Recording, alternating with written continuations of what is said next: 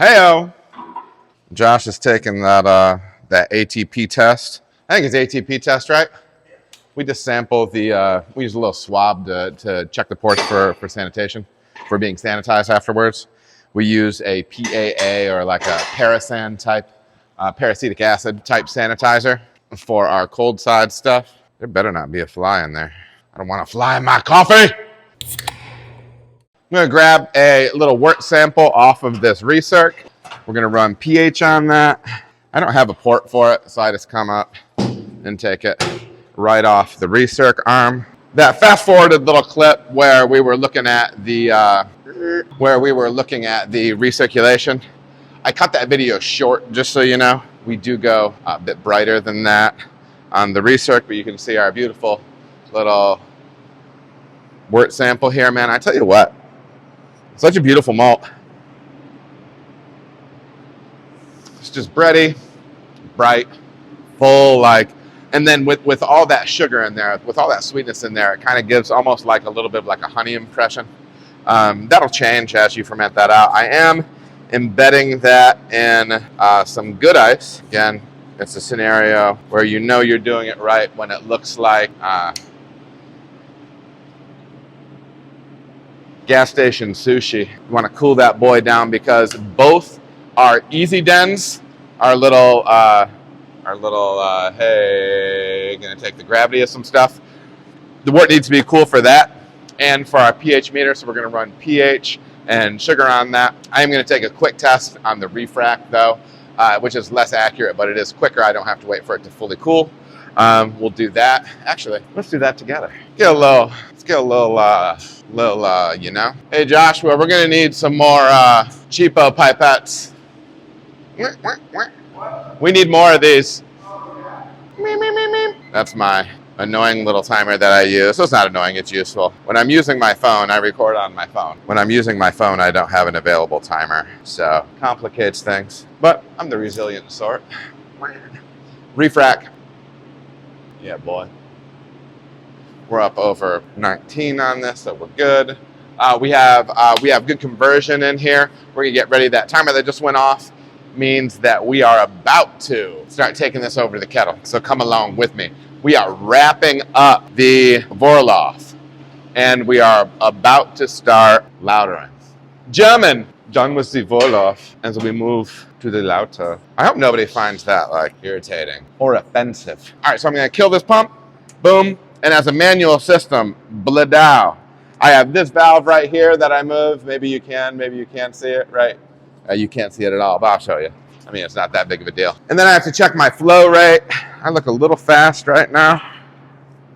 So I'll trim this back a hair, see if that does. L trick, sweet. So we're running that sweet, those sweet, sweet first runnings. What's that? All the sweet Wort, only the sweetest, only the sweetest. We'll run that sweet Wort over to the kettle, which is the beginning of our lauter. I'm gonna run 3 to 4 barrels over there, and then we're gonna get our Sparge going where we're rinsing that grain bed. But yeah, we're gonna track it. We're gonna do the thing. Love you, bye. Josh, I need a watch, or I need to stop recording on my phone. Either or, maybe both. You know where you are? You're in Sparge City, baby.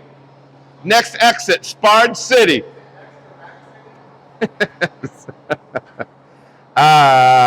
Boom.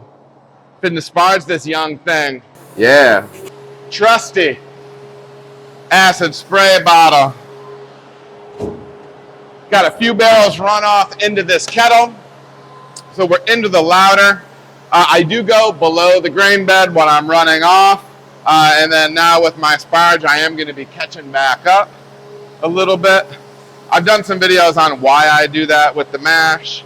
You can check that out. If I were a competent content creator, I would have that linked. But whether or not I am a competent content creator is up for debate. That's French for debate. Spargy Sparge, boy. Bro, what time is it? I'm wrong about this clock thing. I need the clock. I'm panicking.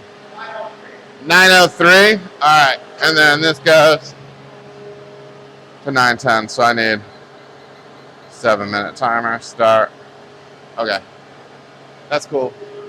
I could speed up a little bit. Okay. Then we got a fair amount of Sparge water going in here. Now remember,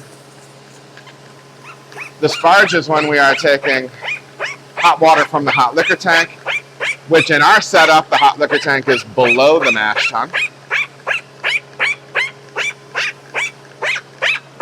And I'm going through the trouble of, throughout the process of the Sparge, it is acidifying that Sparge water as it rinses the grains of flavor, color, and sugar. Because I want that pH to be lower, I've found that with my system, with my water, making sure my Sparge water pH is lower, it benefits the final beer. So that is what I do. But everybody has different takes as far as water chemistry goes. An approach to water, so be it. This is what I do. I find that when I acidify my Sparge water and drop that pH, in general, this runoff is going to be at about 5.5. And I like what that does for my beer. So we have this ring all the way around the outside of this mash tun. And there are 1, 2, 3, 4, 5 little spray nozzles. And it's showering. You can think about it, it really does kind of look like a shower spray or something. And that's rinsing the top of this mash bed. All right, everybody, thank you so much for watching. If you feel as if you got any value out of the video, please like and subscribe. There are also other videos that you can watch. They're gonna maybe be over here or over here. Appreciate you watching.